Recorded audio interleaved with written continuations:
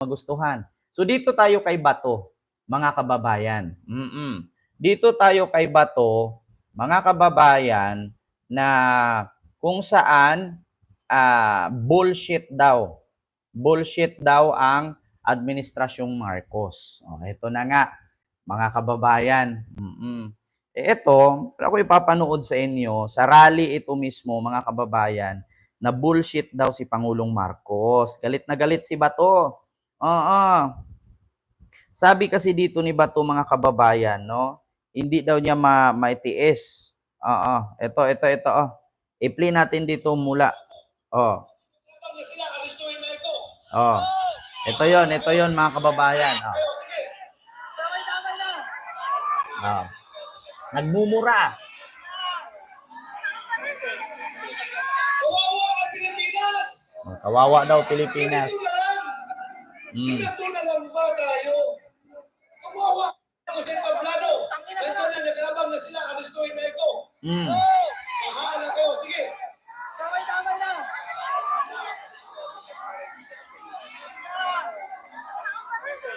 Kawawa daw ang Pilipinas. Kawawa daw ang Pilipinas. Oo. Arestuhin na daw siya na ano daw, handa na daw siya. Ito mga kababayan. Dito. Saan ba 'yon? Yung about kay Bato. Ito. Sa Inquirer.net tayo, mga kababayan. Duterte's arrest part of PH commitment to Interpol, Bato disagree. Sabi ni Bato. Sabi dito, actually si Bato, mga kababayan, nagmumura siya. Oo, sabi niya, bullshit yung administrasyon na to. 'Di ba? Rinsilo Orin, maraming salamat sa yung $10 super sticker. Thank you so much po. Ayan, sa Paboy naman ng super sticker.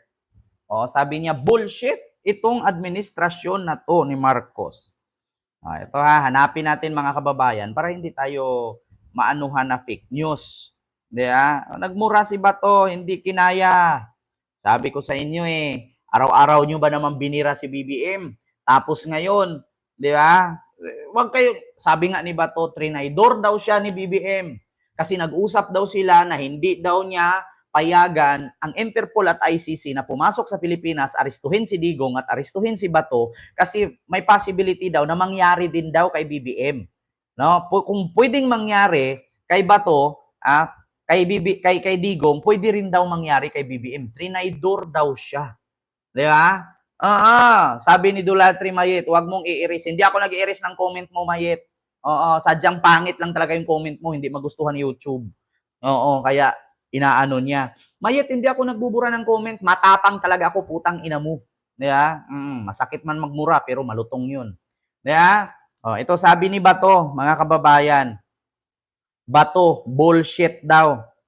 Bullshit ang administrasyong Marcos. Ito na. Mga kababayan, search natin. Si Bato, walang balls yan. Senador siya ng Duterte, hindi ang Pilipinas. Kaya huwag niyong iboto. Kaya nga, ito na.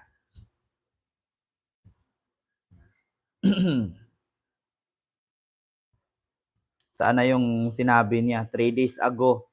Dito tayo sa Philippine Star. Ito yata yon. Ito, sabi dito ni Bato, Senador Ronald Bato de la Rosa. Ayan. Philippine Star. Who once dismissed the killings of a 3-year-old girl in a police operation with shit happens, now say that even one death is too high a price to pay for the war on drugs. So ito na, my God, I am personal policeman. One death is too many. One death is too many para sa akin, sabi ni Bato. Pero, speaking of one death is too many, sabi ni Bato, napaka-imposible daw. Baka naman, hindi nila alam ditong statistic, no, mga kababayan, hindi nila alam dito sa statistic sa ilan ang namatay patungkol sa war on drugs ni Digong, mga kababayan. Ito po, according sa GMA News, ayan, paki-screenshot na lang. So dito, person who died during anti-drug operation from July 1, 2016 to May 31, 2022 umaabot po ng 6,252. July 1, 2016 to May 31, 2022. Di ba? 6,252 ang namatay. Tapos, dito naman sa drug personalities who died in anti-drug operation, 3,967. And dito naman sa homicide case or cases under investigation, 16,355. So, in July 1, 2016 to November 27, 2017, ayan po ang nakalagay. So, lahat po ng namatay is 20,322. Ito ay patungkol lamang ito sa war on drugs. 20,322. Hindi pa kasali dito yung AGK. AGK ni Digong, ni Duterte. So, kung 20,000 na ang namatay, kung 20,000 na ang namatay sa war on drugs, 20,322, paano pa ang extrajudicial killings ni Digong? So, kulang-kulang 30,000. At isa po yan sa rason, mga kababayan, na si Digong ngayon ay nandyan. Nandyan sa ICC nakakulong. Ngayon, mga kababayan, may tanong ko lang. Sa pagsigaw-sigaw ba ni Bato at sinabi niyang bullshit ang administrasyon na to, may magagawa ba siya? Mapapagod na lang kayo dyan sa kakarali, maubos na lang ang pera ng organizer, maubos na lang ang pera ninyo dyan sa kakagastos para magkaroon ng programa, pagkuha ng permit, magrally, hindi na makauwi si Digong. Hindi na makakauwi si Digong. Maniwala man kayo sa akin sa hindi. Si Digong, pangalawang hearing niya, September 2025. March pa lang ngayon. March 2025, September 2025, mananatili si Digong doon. Ang tanong ngayon, kaya ba ni Digong magluto sa sarili niya? Kaya ba ni Digong umihi, tumayo sa sarili niya? Kaya ba niyang maghugas ng puwet sa sarili niya? Kaya ba niyang magsuot ng damit or medyas or pantalon sa sarili niya? Di ba?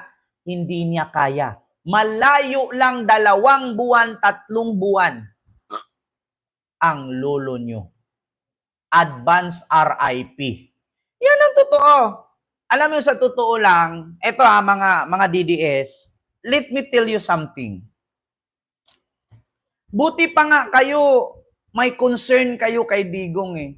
Samantalang yung asawa niya ngayon, yung pangalawa niyang asawa, hindi mga lang siya sinamahan.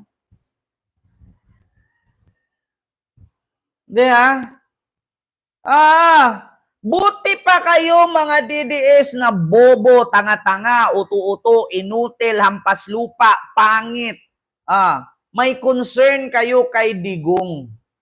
Pero yung asawa niya, na asawa nga niya mismo, hindi sumama sa kanya.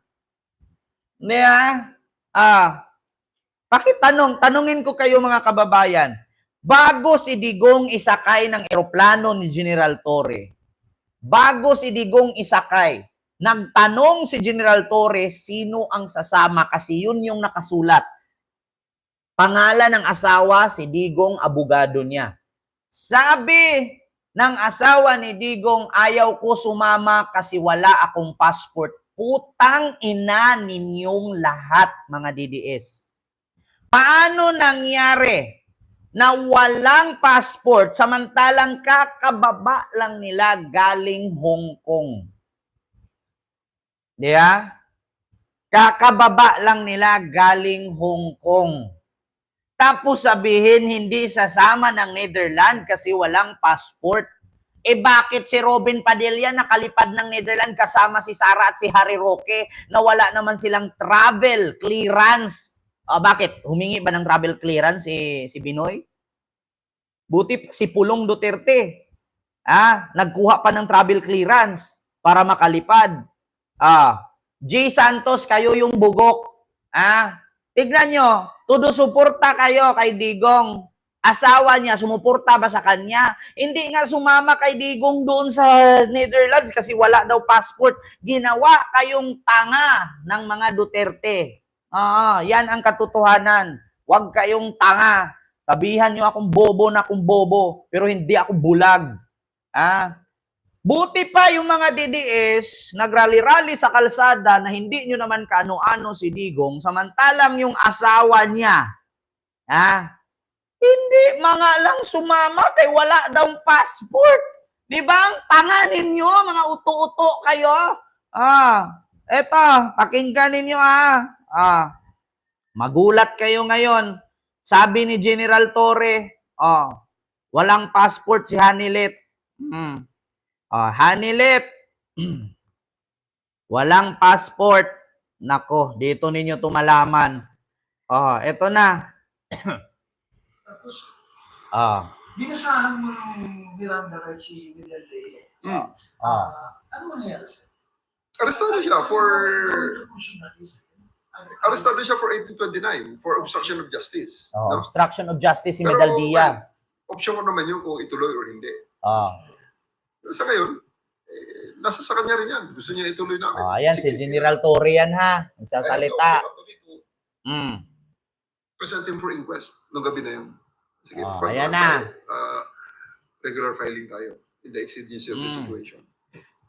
Si General Torre nagsabi Sabi niya, abogado siya ni former President Duterte. Sige, sakay ka sa aeroplano. We offered that seat actually.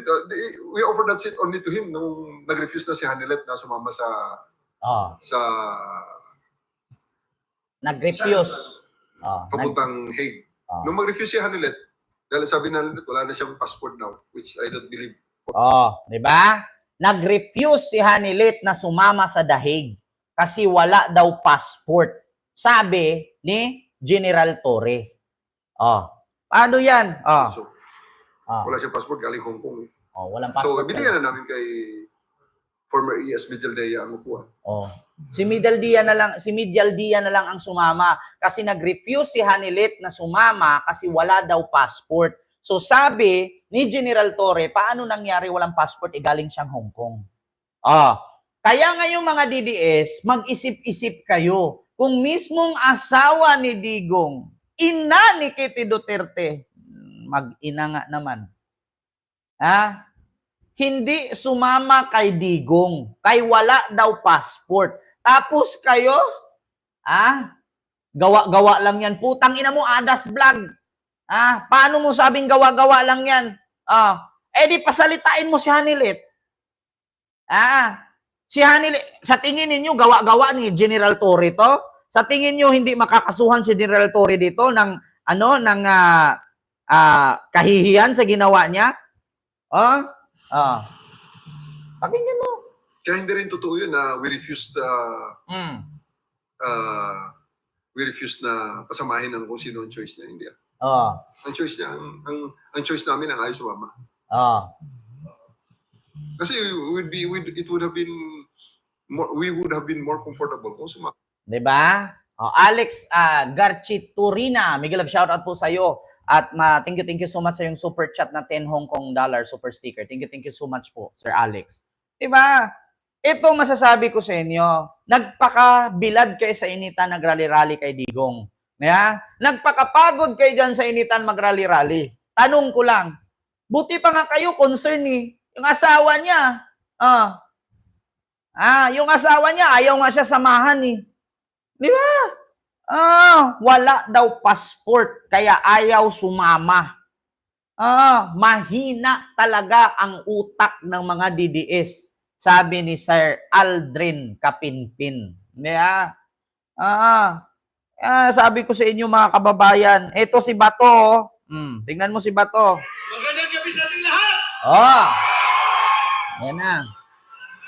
Sa totoo lang, ako'y nahihiyang magsabi sa inyo. Mahiya ka talaga. Inganyuhin kayo na magsabi na bring him home. Dahil in the first place, hindi natin siya napigilan na dalhin doon sa ICC. Diba? Nahihiya si Bato. Ito mga DDS, hindi ba kayo nakakaintindi sa sinabi ni Bato? Ang lagi nyo kasi pinapakinggan yung huling sinasabi ng mikropono eh. Oh, mga putang ina ninyong lahat. Oh, tapos sisigawan silang lahat. Yes, si Bato. Oh, mga bobo kayong lahat. Yeah, mga bobo kami. Yeah.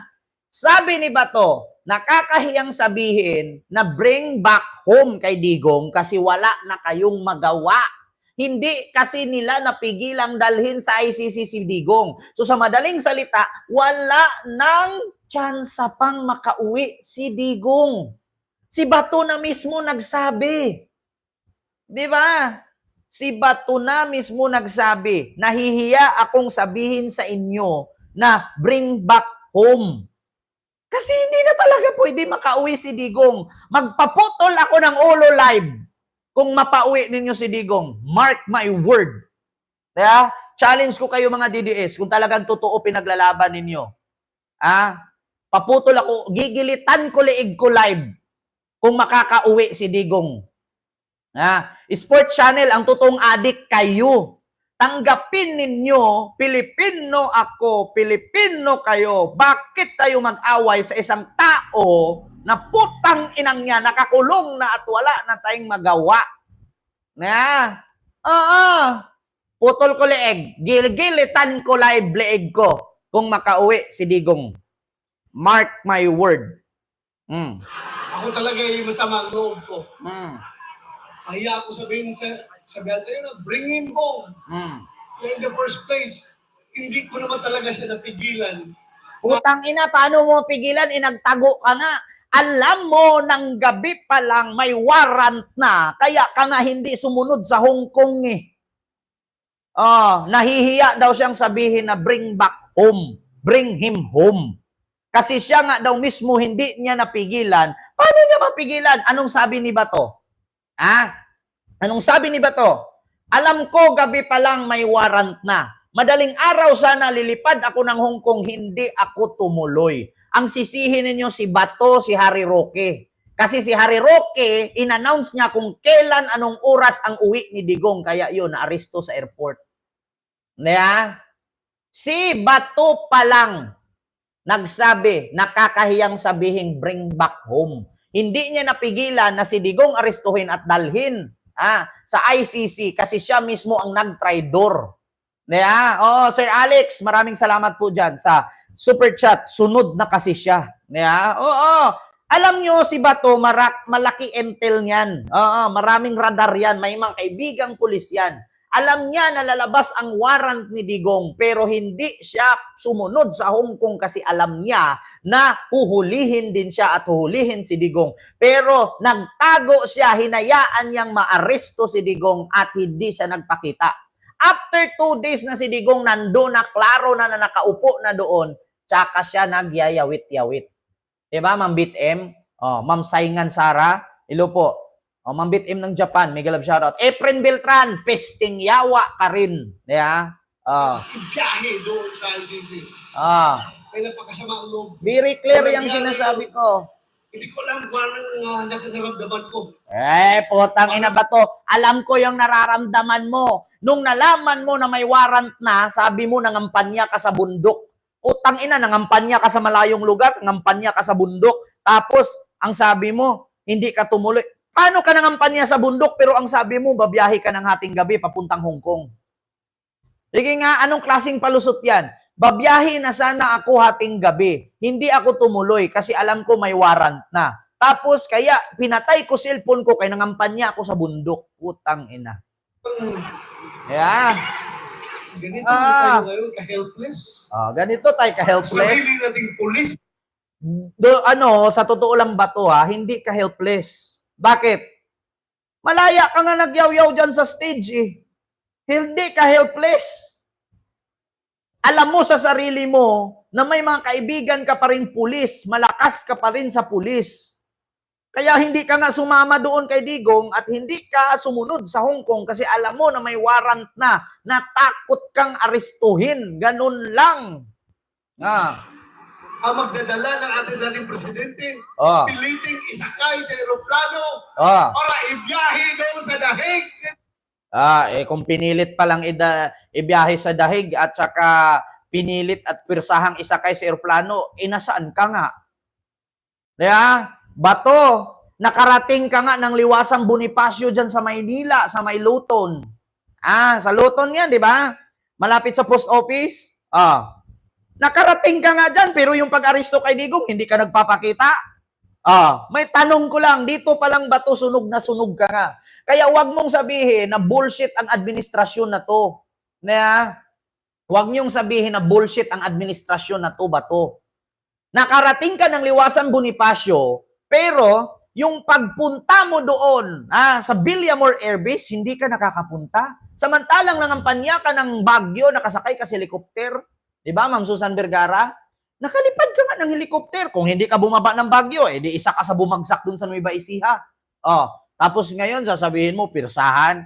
Nasaan ka nga? Ito. On what basis? On what basis daw? On what basis? Palaging sinasabi ni President Marcos, hindi namin ni-recognize ang ICC. Kasi hindi natin membro. Hindi daw ni-recognize. Palaging sinasabi ni BBM na hindi niya ni-recognize ang ICC. Ma'am Gladys Fulhilo po dyan sa Alaska, ma'am. Ang tanong ko lang ba to? Sa araw-araw mo ba namang sasabihan ng masama si BBM? Sa araw-araw ba namang tirahin ng PDP laban ang Marcos administration? Sa tingin mo, tatanggihan pa ni BBM na arestuhin kayo? Isa lang masasabi ko sa iyo ba to? Shame on you. Hindi kami nagko-cooperate sa ICC. Ano ang ginawang rason ni Pangulong Bongbong Marcos? Interpol! Bullshit! Bullshit daw, Interpol. Ulitin natin Hindi namin ni-recognize ang ICC. Sabi kasi daw. hindi natin membro. Hindi kami nagko-cooperate sa ICC. Ano ang ginawang rason ni Pangulong Bongbong Marcos? Interpol! Bullshit! Bullshit daw. Interpol! Kasi bobo nga kayo. Kung hindi kayo bobo, kung hindi kayo tanga, putang ina ninyo mga DDS, tinanggal din nyo ang Pilipinas sa pagiging miyembro ng International Criminal Court, pero hindi nyo tinanggal ang Pilipinas sa pagiging miyembro ng Interpol. Diyan kayo nagkakamali. Ang bobo nyo eh. Ang bobo nyo kasi. Sino ba dapat sisihin dito? Ako? Kayo? Sila? Kami? Tayo? Magsisihan tayong lahat dito. Iyan ang sinasabi ba to na nagnakaw ka na nga lang, nag-iwan ka pa ng ebidensya. Diba? Ang bobo nyo kasi. Tinanggal ni Digong ang Pilipinas, pagiging miyembro ng ICC kasi alam niya sa sarili niya na kakalabanin siya ng human rights. Kasi marami siyang pinatumbang adik di umano na hindi naman dumaan sa due process. Ang problema lang, nag-file ng kaso ang ICC. Ngayon, nagkaroon ng warrant of arrest ang ICC, pinasa sa Interpol. Ang tanong ngayon, ang Interpol ba walang jurisdiction sa Pilipinas? Meron po. Bakit? Kasi miyembro pa po tayo ng Interpol. Hindi po tinanggal ni Digong. Yan ang sinasabi ko sa inyo eh. Gumawa na nga lang kayo ng kabulastugan, mali-mali pa. Kung tinanggal nyo lang din naman ang Pilipinas sa ICC, dapat tinanggal nyo na rin ang Pilipinas sa pagiging miyembro ng Interpol. Hindi nyo tinanggal sa Interpol. Hindi wala kayo lusot. Inumin nyo, lagyan nyo ng buhangin. Nang malay nyo, madagdagan yung utak nyo at ma-revive. Di ba? Naging Chief PNP ako! Chief PNP daw siya. Alam ko ano ang papel ng Interpol sa mundo! Alam daw niya ang papel ng Interpol sa mundo. Huwag niyo akong lukuin! Commitment sa Interpol! Bullshit! Bullshit daw. Interpol! Presidente ka! Presidente ka ng Pilipinas!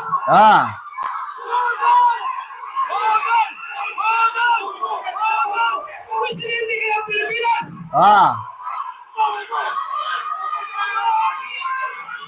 Ano ba to? Ano? Presidente ka ng Pilipinas! Magpaprison ka sa Interpol? Alam mo, sa totoo lang ba to, wala kang magawa, presidente yan, senador ka lang. Para sa sunod, kung gusto mo, na masunod yung gusto ninyo, edi nagpresidente dapat kayo. Ang problema kasi ngayon, hindi kayo kasi makapag-antay na matapos ang termino ni BBM. Hindi kayo marunong mag-antay. Nag-antay kayo na matapos ang termino, di sana kayo na naghahari-harian sa 2028. Ang problema lang yun, atat kayo eh. Atat kasi kayo. Galing-galing mo magmura ngayon dyan. Galing-galing mo magsabi ngayon dyan. Samantalang nung inaristo si Digong sa, Villamor Airways, umabot ng 12 hours, gabi na hinatid ng Netherlands. Hindi ka nga nagpapakita. Putang ina ninyong lahat. Galing-galing magsalita. Diba? Oy, maraming salamat Sir Alex ulit. Pure tang inumin mo ba to? Lagyan mo buhangin. Maraming salamat Sir Alex sa yung super chat. Diba? Just try to imagine mga kababayan. Ngayon, nagawa mong magsalita dyan, bullshit ka dyan sa rally. Pero nung hinuli si Digong, di ka nagpapakita.